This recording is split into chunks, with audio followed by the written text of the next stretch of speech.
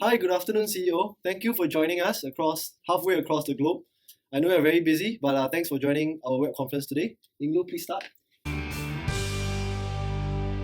Our agenda today is to propose a new strategy as well as its implementations so as to improve and strengthen our market positions in this industry. So I would like to start off with our missions and mission statements. This is the most crucial part as mission and visions will affect how we are going to undertake and implement our business strategies. And currently, this is our mission statement, which is we will deliver the promises our customers made. And to evaluate the effectiveness of these statements, I analyzed using a framework by Andrew Campbell. And for a 10-question test, we scored 12 out of a total 15 marks. And there are some criteria that we did not fulfill. So overall, our mission statement is short and easy to understand, but it is too broad and general. Most importantly, the statement does not define our core values and business domains, as well as there's no indications of strategy positionings in order to identify our competitive advantages. Hence, I suggest that we should revise our mission statement, and this is the proposed mission statement, which clearly indicates our key values as well as the strategy positioning we are looking for. And moving on to the current vision statements, our vision is to be the world's most admired air services provider. And since our vision statements clearly speaks out our desired end state, which is to be the world's most admired air services provider, and it is also well defined because it reflects our pursuit to be the best in our core operations. Hence, I think that our vision statement should remain unchanged. So overall, with the vision statements and the revised mission statements, hopefully we'll be able to reach our end visions, which is to be the most admired air services provider. So now I'll pass on the time to Chibin to analyze and evaluate our current business situations. So based on our SWOT analysis, we've identified the key factors that affect us and our industry. So firstly, one of our strengths is the fact that we have strong connections with major airlines such as Emirates and Qatar Airways. These strong connections give us great international presence and allows us to expand into new geographies. Secondly, we have a great financial position from us being part of Emirates Group. Based on our recent financial report, Emirates Group reported an EBITDA margin of 20 billion AED. With a strong financial backing, it allows us to have more freedom in our decision making. Lastly, the Data name is strongly associated with strong customer-centric operations, which has seen us winning awards such as Ground Handler of the Year for last year. This is in line with our mission statement and gives us competitive advantage over our competitors. Regarding our weakness, we've identified that high fixed costs and slow penetration in other geographies is one of the key weaknesses that we may have, as it remains as one of the key obstacles to us entering a foreign market. Secondly, our other weakness is the fact that we have low regional presence within ASEAN. As of now, we are only present in Singapore and our market share is only 20%, which is substantially lower than our competitors. Next, we have evaluated the environment around us, and here are some opportunities that we have discovered. Firstly, with air travel expected to grow in Southeast Asia, there is room for us to expand to Malaysia and Hong Kong airports. With our deal in place for Far East Asia, we are well positioned to take advantage of this and to expand into these two countries. Secondly, the upcoming Terminal 4 in Changi Airport is also a massive opportunity for us, as this is a great opportunity for us to expand our presence in Singapore and thus expanding our presence in the region. Lastly, the ground handling industry is actually expected to grow by 5.62%, and for Middle East, it's actually expected to grow by 7%. With our existing market share and reputation, we are well positioned to benefit from this growth. Lastly, some possible threats in the industry we are facing, firstly is the risk of terrorism and also increased costs of security resulting from it. With such threats rising, the airline industry is expected to suffer as a result of it. This could result in a reduction of revenue and increase our operating costs in order to mitigate the risk of terrorism.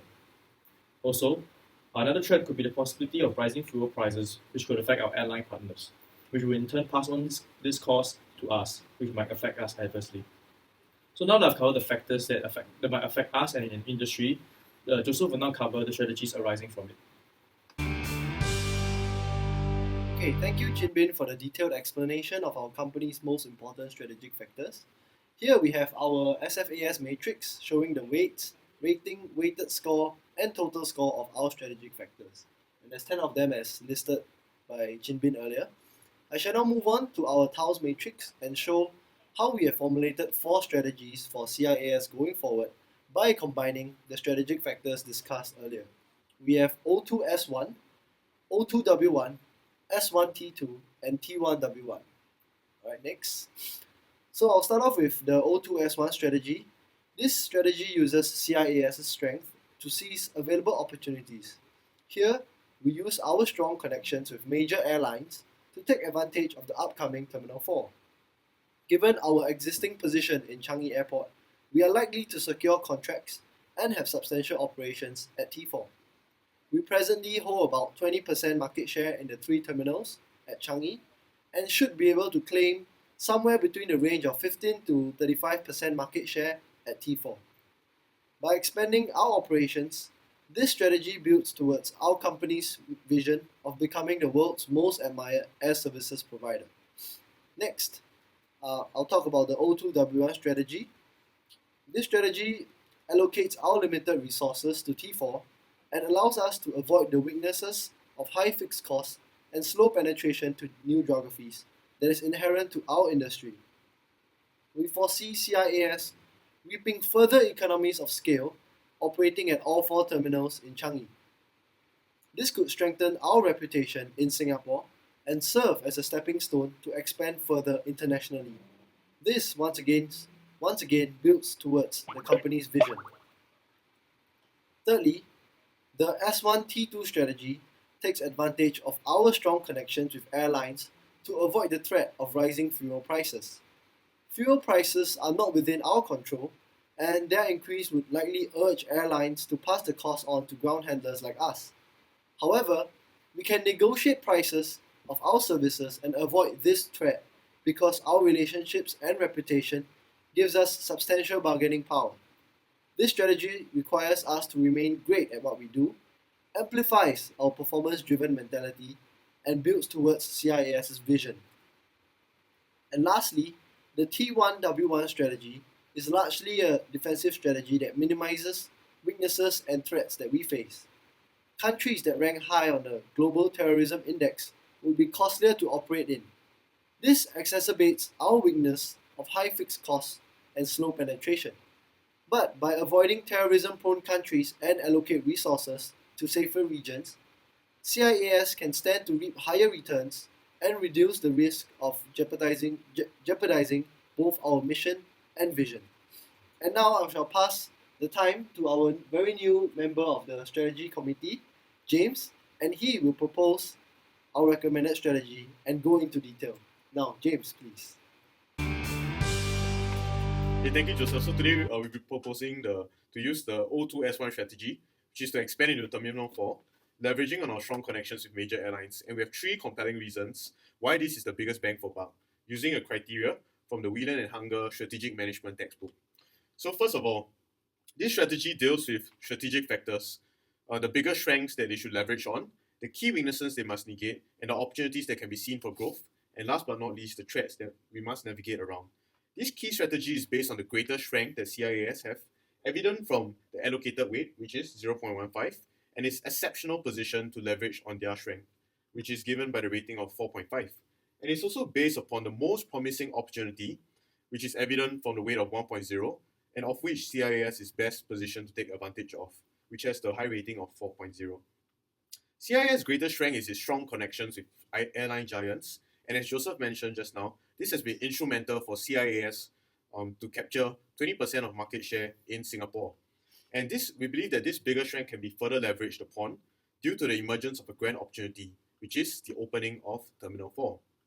Terminal 4 is expected to see about 16 million passenger travel, and based on existing numbers, CIS is well positioned to claim up to at least a modest estimate of about 20% market share, and can expect to increase revenue by about 24% per year.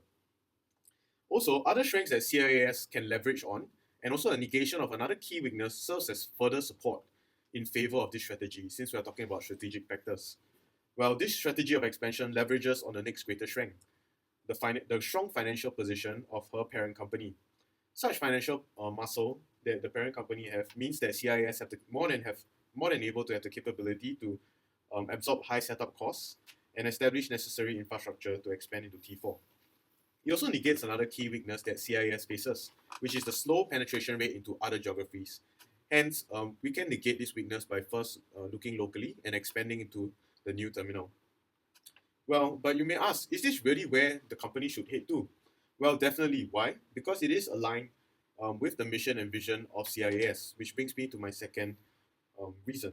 Well, if you can look at the screen over there, you see the mission we have, which is to deliver the promises that our clients, which are the airlines, that they make to their own end customers. And this proposed strategy is an offensive strategy to capture greater market share. With greater market share, it also means that our customers have greater air traffic and they can continue to deliver more promises to their customers. Hence, this is definitely in line with the mission. Secondly, it is also in line with the vision. So let's take a look at the vision. The vision is to be the world's most admired air service provider. Well, expanding its reach into Terminal 4, we'll see 16 billion passenger movement yearly. And this means that it will put CIS more and more on the global stage so that they can achieve this desire to be the world's most admired service provider.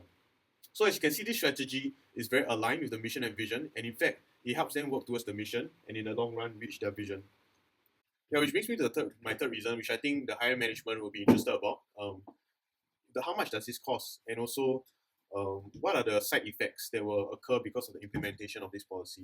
Well, I'm happy to say that this strategy will expand the least resources because expanding locally will definitely be cheaper than expanding overseas. This is because of the current partnerships we have with major airlines, the Civil Aviation Authority of Singapore, as well as other airline operators. As compared to going overseas, we might be seen as a completely foreign entity to the aviation authority there, and there will definitely be higher setup costs and more formidable barriers to entry. So this strategy represents the one with the fewest resources to be used. Also, in terms of side effects, we only anticipate two side effects, and the first one would be that where the major airlines that we currently partner with choose to switch over to the other provider, or they choose not to increase their air traffic into Terminal 4. Well, we believe that the probability of such a case is very low, knowing that these airlines are in very strong financial position and will be looking to capture more market share with the 16 billion passenger movement coming into Terminal 4 once it opens. Well, but even in the case where they choose to switch over, we are confident that other airlines will come in, wanting to capture more market share and also consolidate their position. In terms of the other side effect, we're also thinking about the operational risks in terms of upon expanding. CIS might have a loss of control in terms of their operations and become very inefficient. But we believe that given CIS great reputation for service excellence, we believe that they are more than competent to negate this side effect, and most likely they will be able to handle this expansion very well. Okay, I know, sir, now you'll be thinking, we have very compelling reasons to implement this strategy, but how are we going to go about it? And not to worry, we have thought about a 6-step implementation process, with even the ease of implementation considered and thought very thoroughly already. Firstly, when we want to implement this strategy, the CIS engineering, operations, HR, and financial departments must do adequate research on the cost of such expansion, understanding the required infrastructure, expertise, manpower deployment, and also other necessary investments. And after that, the CIAS finance and budgeting team can come up with a preliminary costing summary with a clear timeline.